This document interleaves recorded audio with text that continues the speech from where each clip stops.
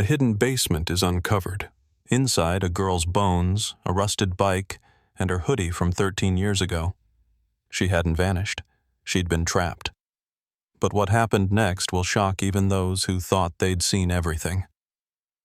But first, let's go back to the beginning. The morning of Samantha Harper's disappearance began like any other in El Calo. Gray skies hanging low over frost-bitten fields, the air thick with the scent of early winter diesel from school buses rumbling down rural routes. Sam stood alone, boots scuffed from gym class, earbuds dangling, the chipped edge of her purple backpack frayed from years of use. She had dreams of studying music production in Chicago and had been saving babysitting money to buy a used keyboard. That morning, she was humming something from the radio, Taylor Swift probably, when she texted her mom the kind of harmless complaint teens make 100 times a week. Bus is late again. It would be the last anyone heard from her. When the driver finally arrived 10 minutes later, the stop was empty. No sign of Sam. Just the ghost of shoe prints in gravel and a half-scribbled note on a gum wrapper tucked under a rock. Tell Brooke I'll text her later. She never did. By noon, her phone was going straight to voicemail. By 3 p.m., her mother, Laura, was at the sheriff's office with trembling hands, demanding someone do something. Sheriff Dale Whitman promised they'd pull out all the stops, and for a while it looked like they did. Search dogs combed creek beds, helicopters swept over cornfields that bowed low in the wind, and volunteers in orange vests called her name until their voices cracked. But after 72 hours, the news vans packed up, and the narrative began to shift. "She was always a little wild," whispered neighbors at the grocery store. "Maybe she ran off with some older guy," muttered the postman to his wife. "She always had her nose in that phone," someone said, as if that explained everything. Laura stopped answering calls. She kept the porch light burning dusk to dawn, a beacon for a daughter who never came home. She watched birthdays pass with empty chairs and untouched cake. Thanksgiving became unbearable. Ben, once a bubbly little boy with a comic book laugh, went silent. Grief had stiffened the house, turned it into a shrine. Sam's room was left untouched, blankets still half folded, posters still curling at the corners. Her scent, faded but clinging, haunted the doorway like smoke. Years passed. Leads turned to dust. The world moved on. But not Laura. Not Ben. Not the few who remembered the last light in Sam Harper's eyes as she stood alone by that road, smiling into the camera, unknowing. Waiting for a bus that never came. The backhoe struck something that didn't feel like earth. The operator, a seasoned contractor named Glenn Miller, paused and adjusted his headphones, certain he'd hit old concrete or scrap metal, a common nuisance in these kinds of expansion projects. But when the machine's teeth scraped across the slab again, the sound rang out strange and hollow. Not the dense clunk of reinforced sidewalk or drainage cover. This was thinner, artificial. Glenn stepped out of the cab and waved over the site supervisor. By midday, a forensic team was on site. What they found, once the concrete was jackhammered away and the hatch beneath it pried open, sent a chill through the chain of command. The room was no more than 10 by 12 feet, walls unfinished, smell suffocating. Time had turned everything to mildew and dust, but the layout was unmistakable. A cot-sized mattress pressed into one corner, its springs poking through, warped with years of weight and damp. Nearby, a milk crate filled with old snack wrappers, broken pencils and spiral notebooks stained by water and something darker. A tarnished child's bike, pink paint chipped and bent, leaned against the far wall. In the corner, half buried in grit, lay the bones. They were not haphazardly strewn. The skeleton had been curled as if in sleep or surrender. Wrapped in what was once a hoodie, its fabric now brittle, color faded to a dull gray. A forensic anthropologist crouched beside it, brushing dust from a thin wrist still looped with a disintegrating rubber bracelet. Class of 2025. DNA testing wasn't necessary for Laura Harper. When they called her in, she didn't need to see the reports. One glance at the purple-lined hoodie, and she buckled in the hallway, whispering her daughter's name over and over until the paramedics arrived. Forensics placed time of death between 2019 and 2020, 5 to 6 years after Samantha disappeared. The meaning landed with brutal clarity. She hadn't died in 2010. She'd lived in that room, hidden just 5 miles from where she was last seen.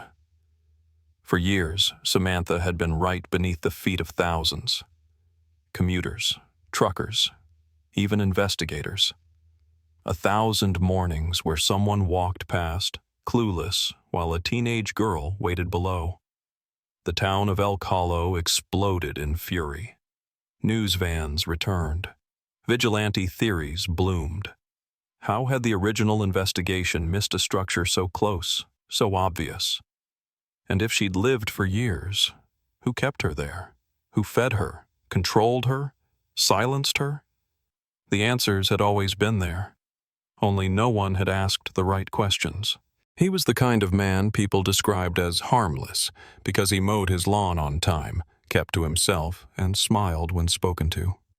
Walter Jennings, retired auto shop teacher, widower, unremarkable in every outward way, had lived 3 blocks from the Harper family for decades. After his wife, Eleanor, passed in 2005, he seemed to shrink into the background of Elk Hollow life. No children, no church involvement, no poker buddies. Just a man with an aging Dodge pickup, a shed full of tools, and a tidy porch with plastic lawn chairs that never moved. Sam had mentioned him once to her friend Brooke, said he gave her the creeps when she biked past his house, said he stared too long when she stopped at the corner. But in a town like Elk Hollow, where elderly men waved from porches and remembered your dad from high school, no one questioned an old man's gaze. And when Sam disappeared, no one thought to look behind the garage of a man who volunteered at the recycling center and donated blood twice a year. After the discovery of Sam's remains, cold case detectives re-examined Jennings's past. He'd died 6 years earlier. Stroke, in his sleep. No surviving family. His death had drawn no suspicion. But his property records painted a chilling new picture. In 2009, Jennings filed paperwork to construct a personal storm shelter beneath a commercial parcel he leased near the old rest stop. A lot no one cared about, overgrown and half forgotten. The permit was rubber-stamped and filed away. No inspection, no follow-up. The records sat untouched until the basement beneath that very lot was unearthed in 2038. Inside Sam's cell, the notebooks told the story no one had seen, or had chosen not to see. Written in looping teenage cursive were desperate diary entries, some hopeful, others broken. She named her captor only in fragments. He calls me Sarah. He says I'm not like the others. He doesn't like when I ask questions. Over time, the entries became shorter, shakier. He didn't come yesterday. I think it's been 2 days. I think he's mad. Her final note was a whisper on paper, the graphite barely pressed hard enough to leave a mark. I don't think he's coming back. It's been 3 days. It's cold. I want Mom. The line broke Laura Harper. She read it behind glass, hands trembling, lips parted in soundless grief. Jennings had lived among them, went to the same grocery store, watched the same weather reports, waved at the same sheriff who had once knocked on his door and left. He wasn't a monster in the way fairy tales warned. He was worse. He was invisible. Elk Hollow was not a town used to rage. Grief, yes. This was a place that knew the hush of funerals and the ache of old wounds. But not fury. Not until now. When the truth about Walter Jennings emerged, it shattered the quiet image El Calo had always clung to. The man who once helped fix alternators for free had built a dungeon under their noses. He had passed their kids in hardware store aisles. He had stood behind them in line for coffee. And he had stolen Samantha Harper from her family, her future, and 5 long years of life. The townspeople turned inward, suspicious now of every neighbor, every smile that lasted too long. Deputy Ray Lewis, who had once told Laura that Jennings was just a harmless old widower, faced mounting public outrage. His quote, dismissive, lazy, terminally wrong, made the rounds on every evening news broadcast. Protesters stood outside the sheriff's office with signs reading, "Look closer next time," and 5 miles, 5 years, shame. Yet in the middle of it all, Laura Harper rose, not with vengeance, but with purpose. Her voice, once cracked from years of begging for answers, had sharpened. Holding Sam's diaries, wrapped now in plastic sleeves, preserved like sacred relics, she stood before state legislators in Indianapolis and demanded a change in protocol. Her proposal was simple. No condemned or abandoned building would be demolished without first undergoing a thermal scan. Hidden walls, false floors, subterranean rooms, every space would be accounted for. They called it Sam's Law. It passed in under 2 months.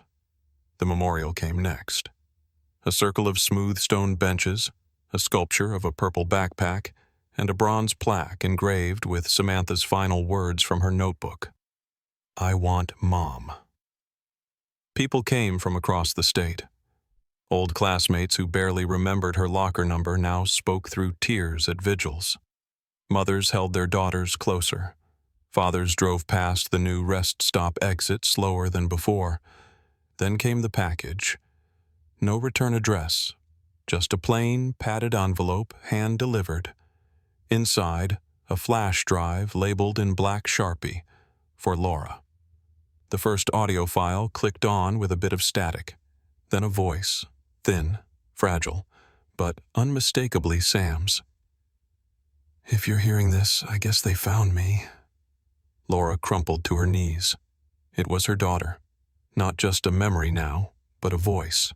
A living imprint left behind by sheer will. Sam read poems aloud.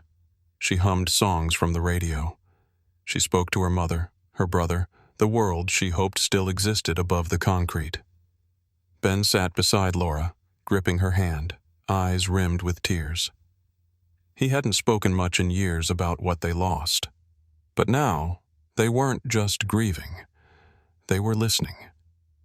And in that voice, in every soft syllable carved into silence, they found something else. Not closure exactly, but something close. They found her.